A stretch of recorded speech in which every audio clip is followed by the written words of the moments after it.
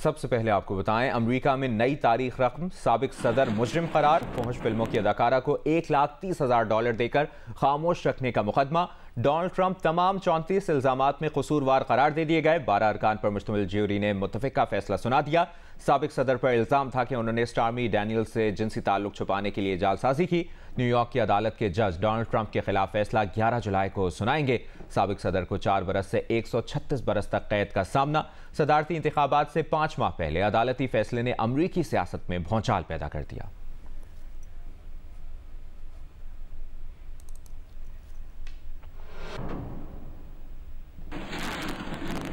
America के साबिक सदर डोनाल्ड ट्रंप ने मुकदमे को धांधली करार दे दिया। बोले, मैं बेकसूर हूं, मुकदमे को अपनी तौहीन कह दिया। बोले, मैं सियासी कैदी हूं, मामला अभी खत्म नहीं हुआ, असल फैसला 5 नवंबर को आवाम सुनाएगी।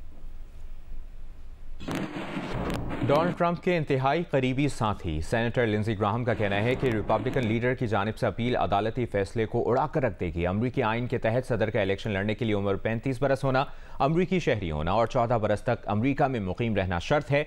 डोनाल्ड ट्रंप ने एक बार फिर सदर बनने की राह में कोई उनकी रुकावट नहीं है। जियो न्यूज़ के नुमाइंदे अजीम एम मियाँ पाकिस्तानी अमेरिकन डेमोक्रेटिक्स और रिपब्लिकन्स के मुतालिक उन्होंने रिपोर्ट किया है कि उनका कहना था कि मामला सियासी भूचाल से कम नहीं, मगर डोनाल्ड ट्रंप को ज़्यादा खतरा नहीं है।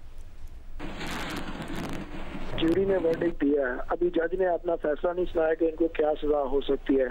अगर ये जेल जाते भी हैं तो इसके अलावा इनको एक डिस्क्वालिफिकेशन का भी एक पिटीशन फाइल करनी पड़ेगी किसी ना किसी को। अमेरिकन कॉन्स्टिट्यूशन में कोई ऐसी चीज नहीं है जो इनको रोक सके कि ये इलेक्शन नहीं लड़ सकते, एक्सेप्ट कि ये डिस्क्वालीफाई हो जाए। तो यही नजर आ रहा है कि डिस्क्वालिफिकेशन की तरफ ये सारा केस जाएगा। तो अगर ये डिस्क्वालिफिकेशन की तरफ जाता है तो इनके रिपब्लिकन के पास अभी कोई इतना स्ट्रॉन्ग कैंडिडेट नहीं है जो कि डेमोक्रेट पार्टी को एक टक्कर दे सके। राइट के जो 40% हैं वो तो डोनाल्ड ट्रंप के साथी हैं। जो राइट के, जो लेफ्ट के लोग हैं वो तो ऑलरेडी डिसाइडेड थे।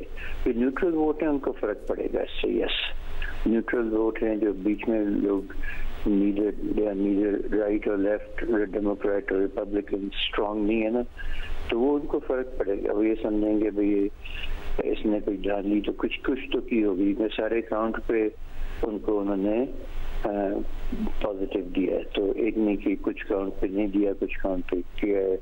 तो ये तो है कि ज्यूरी ने कर दिया है, तो उस पर इफेक्ट तो जरूर होगा, मगर से रिकवर हो सकते हैं। अपील केस में आती है ना, अदालत में तो अपील होती है, तो अपील तो करेगा और कर रहे हैं वो।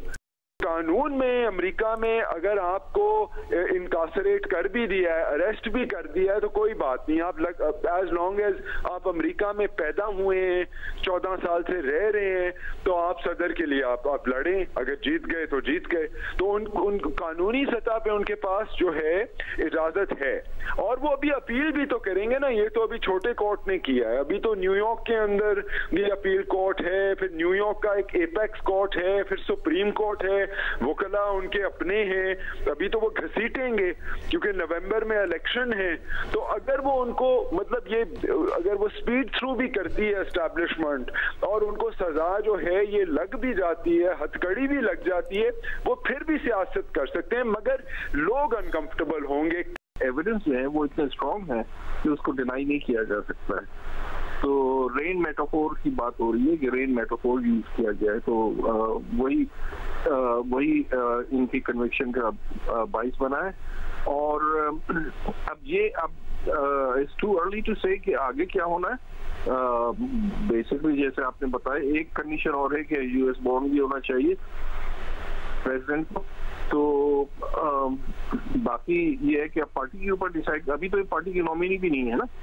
यहाँ पार्टी जो है वो जब ये पूरा प्राइमरी सिस्टम जब पूरा खत्म होता है उसके बाद फिर नॉमिनेशन का प्रोसेस आता है। क्या रिपब्लिकन पार्टी एक कन्विक्टेड फेलन को जो है वो अपना नॉमिनी बनाएगी? प्रॉब्लम ये है कि अमेरिका में इलेक्शन ही नहीं हो सकता अगर डोनाल्ड ट्रंप को निकाल दें। तो इसको डेमोक्रेट्स को जीतने का सिर्फ ऑप्शन हम लोगों के लिए ये है कि उसको फेयर एंड स्क्वायर हराया जाए इलेक्शन में। जो बाइडेन साहब, प्रेसिडेंट बाइडेन है, उसको हराएं, क्योंकि इसको अगर आप इलेक्शन से निकाल देंगे तो इलेक्शन हो नहीं सकता, क्योंकि देयर इज नो अपोनेंट। अब इस टाइम पर इलेक्शन से 4, 5, 6 महीने पहले आप नई पार्टी तो नहीं खड़ी कर सकते। बानी पीटीआई के सोशल मीडिया अकाउंट से ट्वीट का मामला, एफआईए साइबर क्राइम टीम रात गए अडियाला जेल पहुंची, ताहम जेल जराये के मुताबिक बानी पीटीआई ने एफआईए की टीम से मिलने से इनकार कर दिया। बानी पीटीआई ने एफआईए टीम से शामिल तफ्तीश होने से इनकार किया। बानी पीटीआई ने एफआईए टीम के किसी भी सवाल का जवाब देने से इनकार किया। किसी भी सवाल का जवाब वकीला की मौजूदगी में दूंगा, बानी पीटीआई ने एफआईए टीम को जवाब दिया। एफआईए टीम ने बानी पीटीआई का मौक़िफ़ तहरीरी तौर पर हासिल कर लिया। इंग्लैंड ने पाकिस्तान को चौथे T20 मैच में 7 विकेटों से हरा दिया। इंग्लैंड ने 4 मैचेस की सीरीज 2-0 से अपने नाम कर ली। ओवल में खेले गए मैच में इंग्लैंड ने टॉस जीतकर पहले पाकिस्तान को बैटिंग की दावत दी।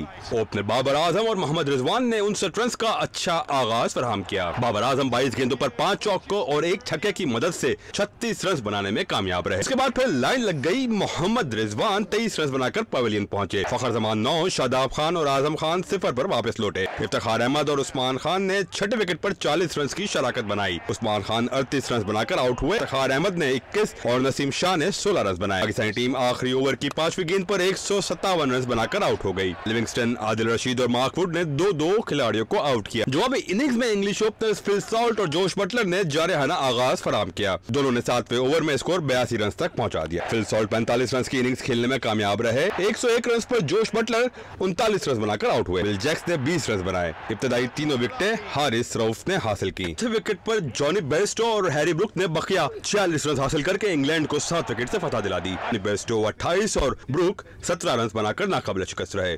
इंग्लैंड ने 4 मैचों की सीरीज 2-0 से अपने नाम कर ली।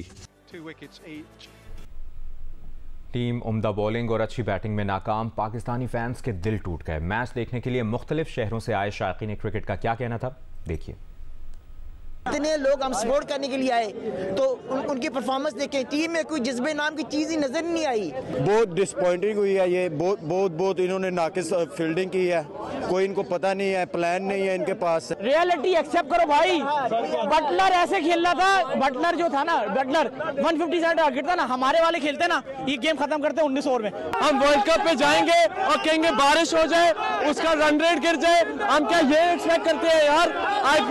आईपीएल में टीमें 250, 300 कर रही हैं, हम 150 सीधे बल्ले से नहीं कर पा रहे यार। बहुत बुरी परफॉर्मेंस थी। इस परफॉर्मेंस के साथ हम वर्ल्ड कप में जा रहे हैं। आई डोंट नो, ये 220, 230 वाली पिच थी, इस पे हम T20 में ऑल आउट हो रहे हैं। लाइक ये बड़ी दुख की बात है। कारकर्दगी बहुत मायूस कुन थी और मेरे ख्याल में इनको देखना चाहिए आगे वर्ल्ड कप पे कि किस तरह इसको बेहतर किया जाए। हम सारा कुछ छोड़ छाड़ के अपना आते हैं, लेकिन हमेशा डिसअपॉइंट होते हैं। बहुत ही बुरी परफॉर्मेंस है और कुछ भी लफ्ज नहीं है हमारे पास कहने के लिए, जो इतना घटिया ये परफॉर्म कर रहे हैं। मतलब सॉरी टू से, मसला हार जीत का नहीं है, मसला गलत सिलेक्शन का है। ये तो कोई कबड्डी का मैच नहीं चल रहा है, फैशन शो नहीं हो रहा है। ठीक है, मैच देखने आए थे बहुत हाई एक्सपेक्टेशन के साथ, लेकिन जैसे पाकिस्तान टीम की परफॉर्मेंस है तो ऑफ कोर्स बहुत डिसअपॉइंटेड है। पर चले कोई बात नहीं, वर्ल्ड कप के लिए पाकिस्तान टीम को गुड लक।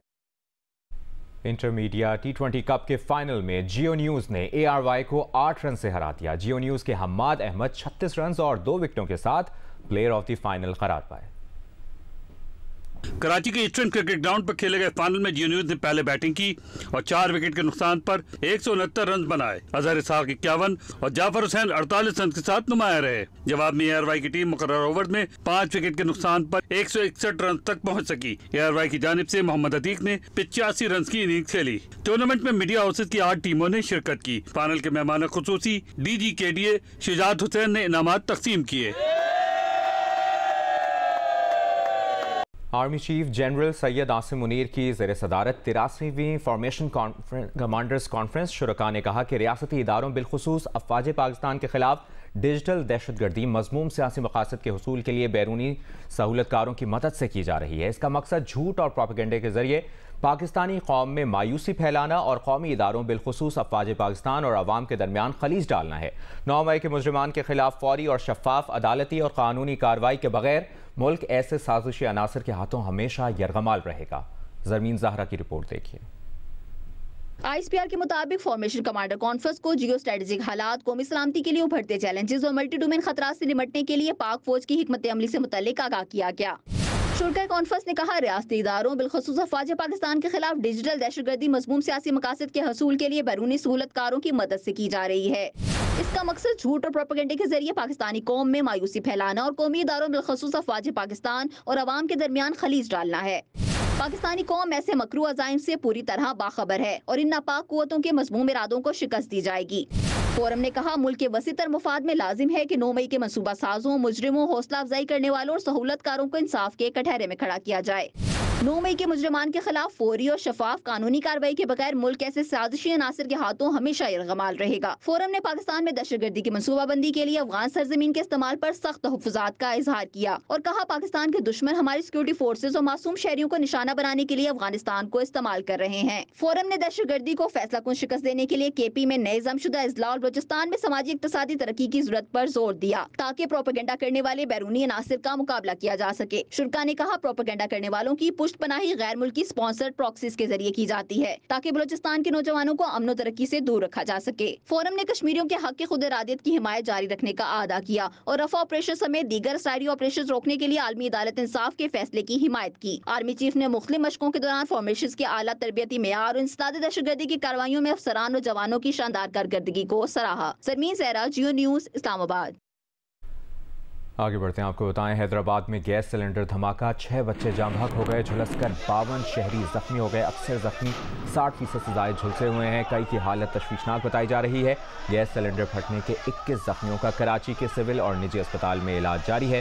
शहरियों ने गैर कानूनी LPG फरोख्त करने वालों के खिलाफ कार्रवाई का मुतालबा किया है।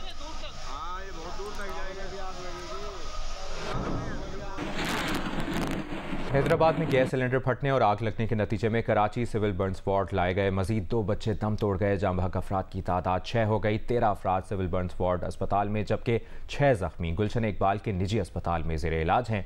तफसील बता रहे हैं दानियाल सैयद। जी बिल्कुल, इस वक्त मौजूद हैं कराची सिविल बर्न वार्ड के बाहर, जहां पर गुज़िश्ता रोज़ हैदराबाद में सिलेंडर फटने और आग से झुलसकर ज़ख्मी होने वाले मजमूई तौर पर सिविल बर्न वार्ड में 19 अफराद दाखिल कराए गए थे जो शदीद झुलसी हालत में थे। और सिविल बर्न वार्ड इंतज़ामिया के मुताबिक 19 ज़ख्मियों में से 6 अफराद मजमूई तौर पर जहाँ बहक हो चुके हैं। 13 ज़ख्मी ताहाल सिविल बर्न वार्ड में ज़ेर इलाज हैं, जबकि इसके अलावा भी कराची के इलाके गुलशन इकबाल के निजी अस्पताल में मज़ीद 6 ज़ख्मी हैं जिन्हें रात गए मुंतकिल किया गया है। उनको तिब्बी इमदाद फराहम की जा रही है। सिविल बर्न वार्ड में रात गए वज़ीर आला सिंध और गवर्नर सिंध समेत दीगर हुकूमती जो रहनुमा हैं वो यहाँ पर पहुँचे थे, ज़ख्मियों की इयादत की थी और अस्पताल इंतज़ामिया को बेहतर तब्बी सहूलियात फराहम करने के अहकाम जारी किए गए थे। सिविल बर्न वार्ड इंतज़ामिया का ये मौक़िफ़ है कि जो दीगर ज़ख्मी सिविल बर्न वार्ड में दाखिल हैं उनकी हालत भी इंतहाई तशवीशनाक है। बेशतर कमसिन बच्चे इसमें शामिल हैं जो 70 से 80% झुलस चुके हैं और उनको तिब्बी इमदाद फराहम की जा रही है। जी, पटीदन समेत ज़िला नौशेर फ़िरोज़ में गर्मी की लहर बरकरार है। इसकी तफसील बता रहे हैं गुलाम हैदर आकाश। जी बिल्कुल, पटीदन समेत ज़िला नौशेर फ़िरोज़ आजकल शदीद गर्मी के लपेट में है। ताहम गुज़िश्ता कई रोज़ से जारी इस गर्मी की लहर ने लोगों को बेहाल कर दिया है। ताहम ज़िला इंतज़ामिया, municipal committee Nowshera Feroz, town committee पटीदन के चेयरमैन की जानिब से मुख्तलिफ मकामात पर ठंडे मशरूबात और ठंडे पानी के लिए स्टॉल लगाए गए हैं, जहाँ पर लोगों में गर्मी से बचाव के लिए ठंडे मशरूबात और पानी तकसीम किया जा रहा है। डॉक्टर का कहना है कि इस हीट स्ट्रोक के दौरान धूप में गैर ज़रूरी तौर पर न निकले। अगर निकलना ज़रूरी हो तो एहतियाती तदाबीर अमल करते हुए अपने सर को ढाँप कर बाहर निकलें और शदीद गर्मी से बचाव के लिए घरों तक महदूद रहें और ज़्यादा से ज़्यादा पानी और मशरूबात का इस्तेमाल करें ताकि गर्मी की शिद्दत से बचा जा सके। जी, सहराए थर की गर्मी ने मकामी आबादी के रोज़मर्रा के मामलात को बुरी तरह मुतासिर किया है। इसकी तफसील बता रहे हैं एजाज ज़ई। देखिए, थर का जो सेहरा है वो इन दिनों शदीद गर्मी की लपेट में है। जो सेहराई रेत है वो गर्मी में मजीद गर्म हो जाती है, तो इससे जो गर्मी की शिद्दत है उसमें इंतहाई इजाफा हो जाता है। इंसान हो या हैवान हो, हमें घने दरख्तों के साए तले बैठकर जो है गर्मी की शिद्दत में कमी लाने की कोशिश करते दिखाई देते हैं। लेकिन ये जो कहर बसाती गर्मी है इसने थरी खवातीन की जो मुश्किलात हैं वो मजीद बढ़ा दी हैं। तपती हुई रेत पर मीलों की मुसाफत तय कर इंतहाई मुशक्कत से पानी हासिल करना इनके लिए जो जो है डेली का काम है, लेकिन इस शदीद गर्मी ने इनकी जो मेहनत है उसमें मजीद इजाफा कर दिया है। महकमा मौसमियात का कहना है कि रवा हफ्ते सराय थर में जो दर्जा हरारत है वो 40 से 42 डिग्री सेंटीग्रेड तक रहने का इम्कान है। तो यानी कि जो गुज़श्ता एक माह से शदीद गर्मी यहाँ पे पड़ रही थी, इस हफ्ते उसमें कुछ कमी का जो है इम्कान दिखाई देता है। लेकिन शदीद गर्मी में जो थरी बासी है उनका जो पानी हासिल करना है वो इंतहाई जान जोखों का काम बन जाता है। जी, बलूचिस्तान के मैदानी इलाकों में शदीद गर्मी में मुसलसल इजाफा होता जा रहा है। जाफराबाद की सूरत हाल बता रहे हैं आबिद बलोच। बलूचिस्तान के मैदानी इलाकों नसीराबाद, जाफराबाद, झलमक्सी, डेरा बुगटी और सिब्बी में जो है गर्मी की शिद्दत में मुसलसल इजाफा होता जा रहा है। और इन इलाकों में जहां दर्जा हरारत 49 से 50 सेंटीग्रेड तक पहुंच जाता है, तो वहां पर जाफराबाद के इलाके डेरा लायर शहर में गुज़श्ता 2 हफ्तों से पीने के साफ पानी की शदीद किल्लत पैदा हो गई है। और शदीद गर्मी और गर्म हवाओं के बावजूद शहरी जो है पीने के साफ पानी को बूंद बूंद को तरस गए हैं। और महकमा PHE की जानिब से मुख्तलिफ वाटर सप्लाई से जो है शहरियों को मज़र सेहत पानी फराम किया जा रहा है। जहाँ हम खड़े हैं वाटर सप्लाई है, ये देख रहे हैं आप भैंस ये यहाँ पेशाब कर रहे हैं, ये पानी आगे जाकर हम पी रहे हैं। ये जानवर नहा रहे हैं, ये पानी हमारे बच्चे पी रहे, फैमिली पानी पी रही है, पानी पी के बीमार हो जाते हैं।